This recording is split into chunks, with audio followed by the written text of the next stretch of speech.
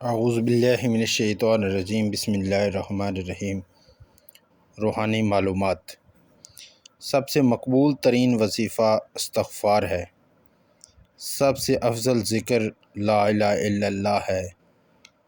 درود شریف روحانیت بڑھاتا ہے۔ بسم اللہ پڑھ لی جائے تو شیاطین اور شرمگاہ کے درمیان پردہ بن جاتا ہے۔ ایک انار کھانے سے دل 40 دن تک منور رہتا ہے۔ باوضو رہنے سے رزق اور عمر میں اضافہ ہوتا ہے۔ ہر جمعہ کو صدقہ دینے سے والدین عذاب قبر سے محفوظ رہتے ہیں۔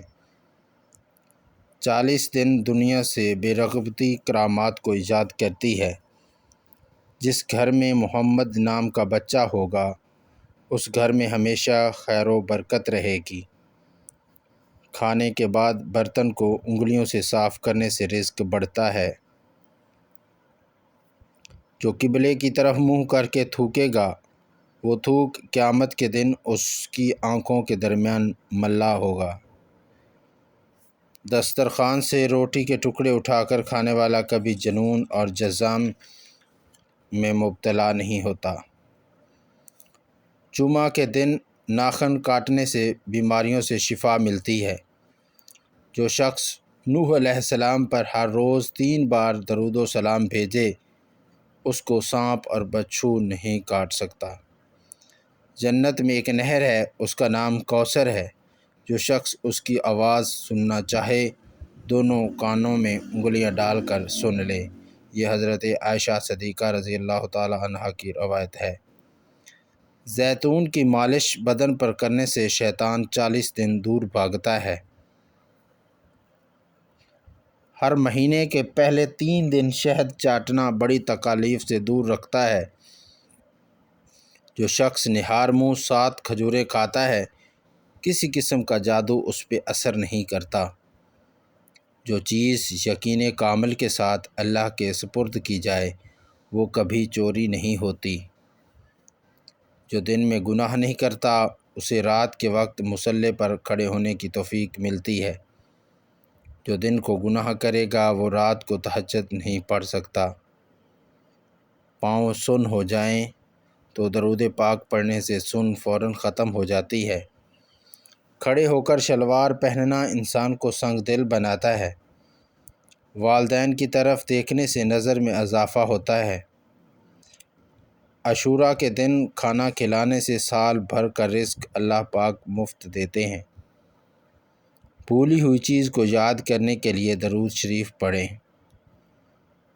جو عافیت کی دعا مانگے گا وہ ہمیشہ پرسکون رہے گا۔ قضا حاجت کے وقت فلش میں تھوکنے سے ذہن کمزور ہوتا ہے۔ حضرت علی کرم اللہ وجہہ فرماتے ہیں نرگس کا پھول سونگھنے سے برس، جنون اور جذام سے محفوظ رہا جا سکتا ہے۔ وبا کے دنوں میں درود شریف پڑھنے والا وبا سے محفوظ رہتا ہے۔ سانپ دانتوں سے ڈستا ہے اور انسان آنکھوں سے، اس لیے اپنی آنکھوں کی حفاظت کریں۔ جو عورتوں پر بری نظر ڈالتا ہے علم کا نور اس سے چھین لیا جاتا ہے۔ مسواک کو زمین پر رکھنے والا شخص جنون جیسے مرض میں مبتلا ہو سکتا ہے۔ حجاب کرنے والی خواتین کبھی کینسر میں مبتلا نہیں ہوتی۔ بے پردہ عورت اور تنگ و باریک لباس پہننے والی عورت کی اولاد بھی بے حیا نکلتی ہے۔ جس کو حضرت خضر علیہ السلام کی کنیت یاد ہوگی وہ ایمان کی حالت میں مرے گا۔ حضرت خضر علیہ السلام کی کنیت ابو العباس ہے۔ حضرت خضر علیہ السلام کا اصل نام ابو العباس بلیہ بن ملکان ہے۔ جس کی جتنی شہرت ہوگی وہ اتنا ہی بے سکون ہوگا۔ 2 خواتین کے درمیان چلنے پھرنے سے طبیعت میں بگاڑ پیدا ہوتا ہے۔ قبروں پر لگے کتبے پڑھنے سے ذہن کمزور ہوتا ہے۔ تیز خوشبو لگانے والی عورت ڈبل گناہ کی مستحق ہوتی ہے کیونکہ اس نے مردوں کو اپنی طرف متوجہ کرنے کا سامان پیدا کر دیا۔ سنت نبوی صلی اللہ تعالی علیہ وآلہ وسلم کے طریقہ کے مطابق سونے والا کبھی ہارٹ اٹیک کا شکار نہیں ہوگا۔